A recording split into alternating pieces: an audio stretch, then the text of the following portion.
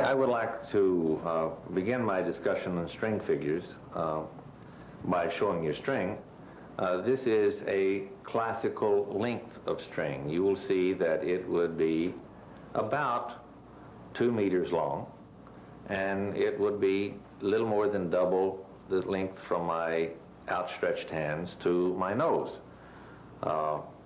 That will generally be a resonant length for any person.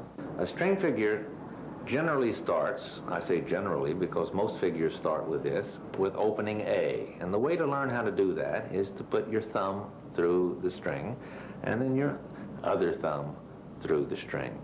And then you can put your little fingers so that you have a palm string, a string across the palms.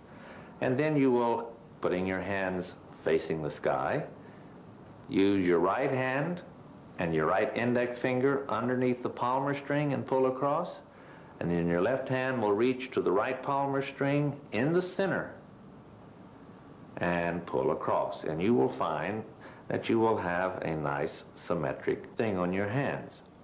And that is the beginning of most string figures.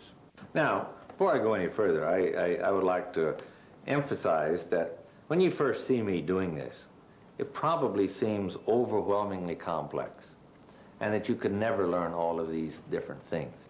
But I think that you will find, if you will just practice on a daily basis, my students for 10 years now have all learned these systems quite well, very easily, because they put aside 40 minutes a day with nothing to do except practice making string figures. And by practicing, they become quite good at making the figures. It's like talking. If you are learning a foreign language and you force yourself to go and have conversations with people in the foreign language, even though you feel awkward and silly in the beginning and you really can't talk too well and it kind of seems foolish, if you can just have fun and relax and to practice talking on a daily basis, you will fairly quickly learn how to speak that language. But you have to practice it on a daily basis for a period of time before you can become conversant in that language. And mathematics is an abstract human language for keeping order in complex situations. And it is really best learned as a language, which is to say you practice using it to think with and to do with. And if you just do these string figures for a while, I think that you will find that you'll be conversant in a mathematical language.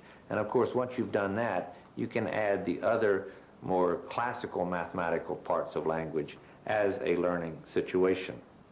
That's pretty long-winded. Let's go back to string figures, which are actually much simpler to understand sometimes in the way I talk.